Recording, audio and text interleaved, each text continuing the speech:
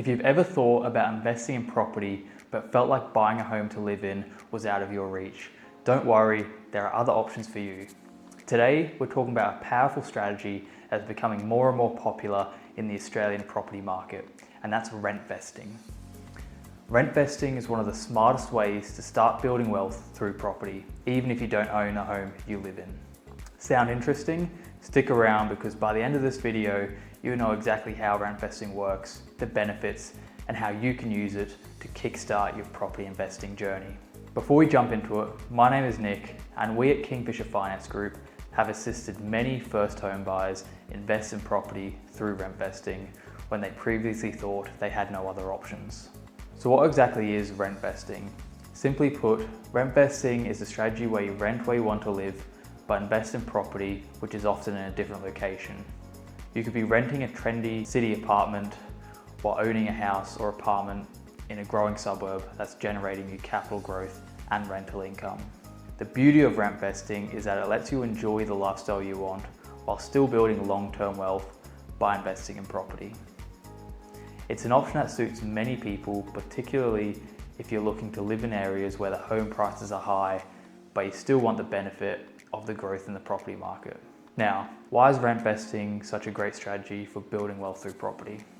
Let's go through the main benefits. Number one is flexibility in lifestyle. You get to live where you want to live, whether it's close to work, near the beach, or in the city, without the pressure of actually buying in that expensive area. Second is the access to more affordable investment areas. You can buy investment properties in areas that are more affordable and likely to appreciate over time instead of being priced out of the market that you're trying to live in. Number three is tax benefits.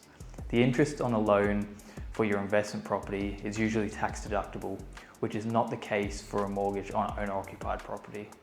So if you only have investment debt, all of the debt may be tax deductible. Fourth is the ability to build wealth faster. By renting where you want to live and investing where it makes sense financially, you're giving yourself more opportunities to grow your property portfolio. Number five would be capital growth leverage. Instead of being priced out of where you live and spending years saving, you buy an investment property and rent vest.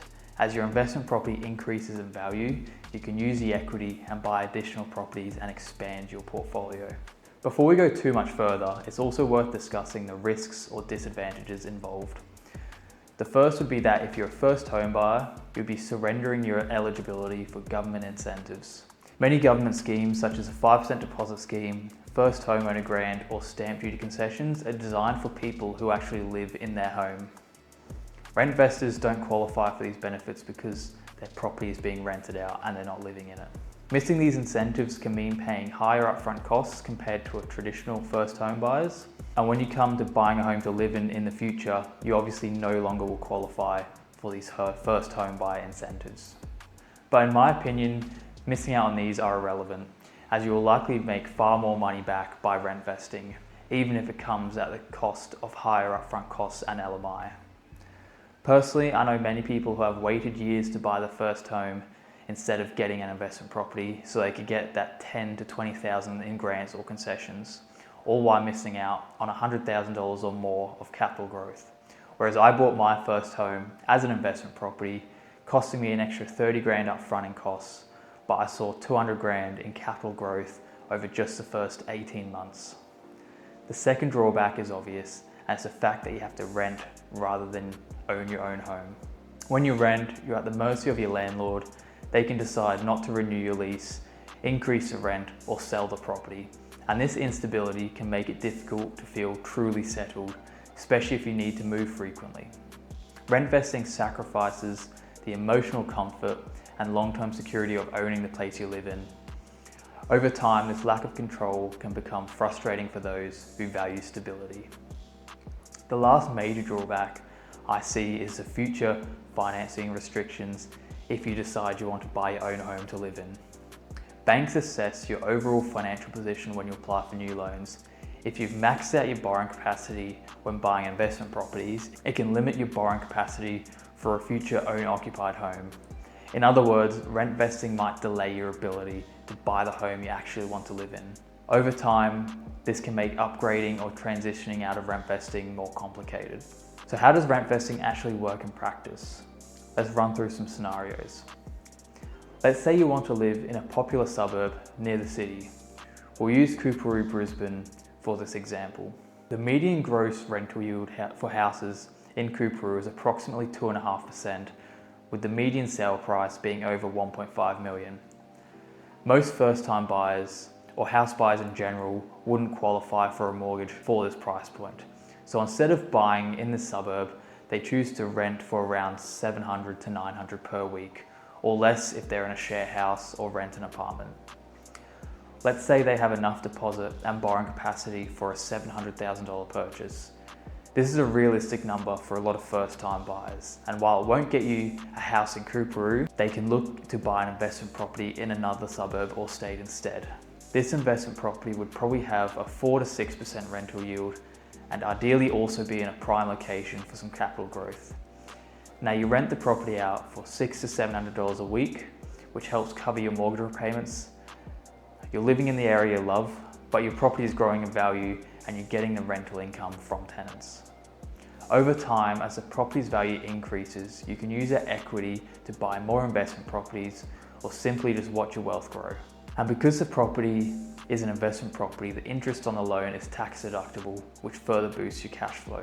First, we'll look at the numbers for someone that was to buy the PPOR where they can afford, not in the suburb they actually want to live, and look at the cash flow and their options moving forward. Then we'll compare that to someone that rent vests while living in their ideal suburb. Building on the example we just talked about, if the person has $700K to buy an investment property, their capacity would typically be lower when buying an owner-occupied property. To find something in this budget, you would have to look in another suburb, compromising their lifestyle and having a large commute to work. Assuming they had a 20% deposit, their mortgage would roughly be $480K with principal interest payments of about $2,900 per month at a 6% interest rate. This would come to a total of just under $35K per year in mortgage payments. The rent vestor, on the other hand, is able to rent in their ideal suburb. We'll say they rent a place for $700 a week. This comes to a yearly rent of $36,400, which is similar to the mortgage payments of the other person, but the rent vestor has the luxury of living in a suburb that they actually want to live in. They can then go and use their savings and borrowing capacity to purchase an investment property where the numbers make more sense. With a purchase of $700K and assuming a 20% deposit, they would have a mortgage of $560K with interest-only payments of about $32K per year.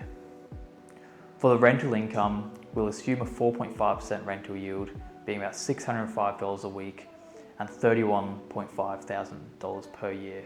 This on paper pretty much covers the mortgage payments, and when including other costs such as property management, insurance, rates, and maintenance, the property will likely be $5,000 to $10,000 negatively geared.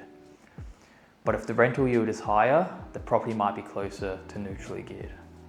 It's also important to remember that this property was purchased with capital growth in mind. So while it may be costing you a few $1,000s per year to hold it, ideally it will be growing by $50,000 to $100,000 per year. Now let's look at their options moving forward. The person that decided to buy a home to live in has used up most of their savings on a deposit and is unlikely to have much borrowing power until the loan decreases or their income increases. They've also bought a property with living in it being the goal, meaning it may not be in an area that's great for capital growth and won't have much equity in the future that can be used to fund an investment property. If this person wanted to start growing an investment portfolio, they would be stuck until they're able to save up enough for a deposit, increase their income, wait for capital growth, or in some cases they might have to rely on all three of these before being able to move forward. Now looking at the rent vestor. In 1 to 2 years, they will have built enough equity to use as a deposit for another investment property, providing that they have the borrowing capacity, of course. This process can be repeated multiple times to grow a large property portfolio. Or maybe they don't want to invest further. They're happy with just the one property growing in wealth while they're living their ideal lifestyle. Or maybe they decide they want to stop renting, they sell the investment property to buy their own place. Only now they'll have a much larger deposit to put towards a purchase, and now they might actually be able to afford to buy in their ideal suburb. As you can see, There's not just one solution or pathway you must follow. And this flexibility is one of the reasons rent vesting is so popular. So is rent vesting right for you? Well, it depends on a few factors.